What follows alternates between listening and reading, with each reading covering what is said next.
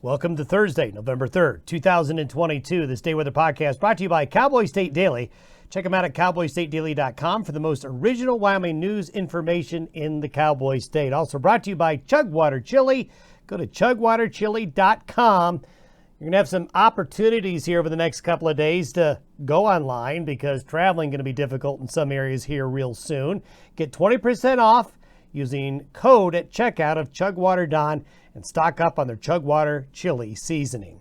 As we take a look, we've got snow, wind, blowing snow. It's just going to be miserable in some parts of the West, especially the wind-prone areas where blowing snow is a problem. We'll talk about that here in a minute. Snow and falling temperatures will be overspreading the central and northern Rockies today. It already has, depending on where you are. It also is going to be a windy pattern. We're going to have some blowing snow headaches, especially along Interstate 80 Friday and Saturday. Just a real heads up that Interstate 80 between Cheyenne and probably to the Utah border, there will be blowing snow problems with strong winds and icy conditions. We all know how this works. You get the snow, then you get the wind, and you've got real problems on I-80. It's going to be a snow factory for some mountain areas of the West. This is going to be a tremendous boon to the snowpack, getting the snowpack off to a good start. It's later getting started, but it's going to catch up real soon. We're going to have temperature whiplash. Temperatures are going to be up a day, down a day, all across the West. They're going to be crazy, these temperatures over the next week or so. Every time it gets cold, there'll be some snow in the mountains and snow showers on the plains. Every time it gets warmer, it's going to get windy. The long-term pattern, though, looking through mid-December, certainly is looking like winter. We'll show you a little bit of a sneak peek on that. Satellite photo here today shows the moisture and that trough. Here it is right here. Over the last 3 days, we've seen it go from here to here, and now this axis of moisture is coming up through the Four Corners, stretching northeastward across Colorado and Wyoming. And this funneling of moisture is also working with colder air coming in behind it. Then out in the Pacific, here's the next fetch of moisture and the next fetch of cold air. That's going to form the next deep low off the Pacific Northwest coast this weekend and into early next week. So here's the 500 millibar chart showing that big high in the eastern Pacific, the trough coming through the Rockies, and you're going to get that cold air coming in behind it. But this system is also pushing out some very warm air. We had some record high temperatures in North Dakota yesterday, and this is what happens, especially when you change seasons. You have a big displacement of air from latitude. So you have this big displacement from the lower latitudes of very warm air getting pushed north. On the other side of the trough, the opposite happens. So this gives you that whiplash that we're going to be talking about here in a moment. Now, this is by Saturday evening. Look at how strong the jet stream winds. See how close these black lines are together? As we've talked about in other podcasts, when those black lines are really close together, that means the winds aloft at jet stream level are moving along very quickly.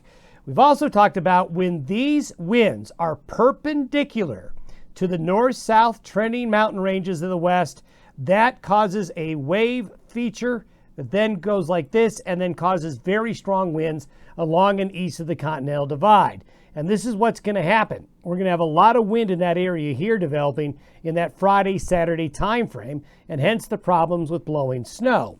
If you were to look at the precipitation, this is through 6 p.m. Sunday, 6 p.m. Mountain Time Sunday. Look at the Pacific Northwest continuing to get pounded, but some pretty good amounts of moisture spreading out across some of the plains and some of the mountain ranges. And that's your snowfall forecast through Sunday, 6 p.m. But it doesn't stop there because we're going to see more coming. Look at the Pacific Northwest mountains. Look at the Cascades. We're talking 2 to 3 feet of snow through Sunday with just this initial pattern we're in now, and there's more coming. But here's the problem with the wind. These are the high wind gusts forecasted between now and 6 p.m. Sunday. And you can see how windy it's going to be across the Pacific Northwest, the northern Rockies, and then here's your problems in Wyoming and the higher elevations of northern Colorado with wind, but also some pretty good wind over southern Colorado and northern New Mexico as well, getting back into eastern Arizona. If you were to focus in on this for the I-80 corridor, this is why we're going to have some headaches here. Look at that gust of 69 or more around that Elk Mountain, Arlington area. You put several inches of snow on the ground, you put winds like that, you've got problems. Very strong winds along in the I-25 corridor as well. in Wyoming, getting into extreme northern Colorado. Then you get into that Estes Park, Rocky Mountain National Park area. That's a signature for very high winds as well. As we get into Wednesday, we have another low just settling in, replacing the one we have now. This is going to drive moist Pacific air into the northern and central areas of California and the Pacific Northwest again. But there's that temperature whiplash. It's also going to draw warm air back in. So we're going to get colder, then we get windy and warmer, then we'll get colder, then we'll get windy and warmer. It's going to be back and forth like this for the next week. But the colder periods will also result in significant mountain snows. So by noon Thursday, that trough begins to move across the northern Rockies. This will drag cold air back in, and it will drag more snow into the mountains, and eventually probably some snow on the plains as well.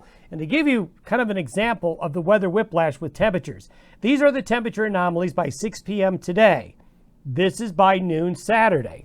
See, it goes from blue to orange in many areas. Then, as we get into Sunday, the cold air comes back in again. Then it kind of leaves us. This is by Tuesday and Wednesday. Look at the contrast. Much warmer than average temperatures in the Midwest and Corn Belt. Right up here, really cold air. And in between, you're going to have a lot of wind. Then as we get into next Friday, the cold air comes in, and then it pushes all the way across a large part of the western United States into the Midwest and Corn Belt. The cold front getting here to the Appalachians by next weekend. So for the Midwest, the Corn Belt and the Great Lakes, the cold will hold off for a little longer, but by next weekend, the luck runs out and the cold overspreads more of the central and western United States. Over the next 10 days, very impressive amount of precipitation. Look at California, into Nevada here in the Pacific Northwest. That is just fabulous amounts of moisture. It's going to make for awful travel, but this is really good to see because this is going to get that first really good solid layer of snowpack down. Look at the snow across Canada over the next 10 days. Very impressive. Now notice a lot of the eastern side of the nation is going to be very warm. They're going to be talking about how warm November is so far, but this colder weather will eventually reach those folks later. So it's just a matter of time before the colder weather overspreads the rest of the nation later this month. Now here's a long-range forecast from the European Center. This goes out to 46 days, so take it with a grain of salt. But this takes us all the way through the middle part of December. And this is where it's showing the snow is going to be falling between now and the middle of December, according to what the European model is thinking. And so you can see the significant snow in the higher northern latitudes, as you would expect, this time of year. But there's a pretty good penetration of snow into the south as well. And if you look at the precipitation anomaly, the green and the blue shows above average precipitation. Brown and red means below. The white means average. Look at the Pacific Northwest. Look at the Rockies. Look at California. This is why we're encouraged that we're going to find ourselves in a better snowpack situation, at least as we head into the beginning of the snowpack season there. Also, some rain and snow possibly increasing there for the Midwest and Corn Belt. We still have this dry pocket along and east of the mountains that will still be a problem because a lot of the downsloping Chinook effects from these West Coast storm systems. Have yourself a good Thursday. Stay tuned. We'll have more for you tomorrow.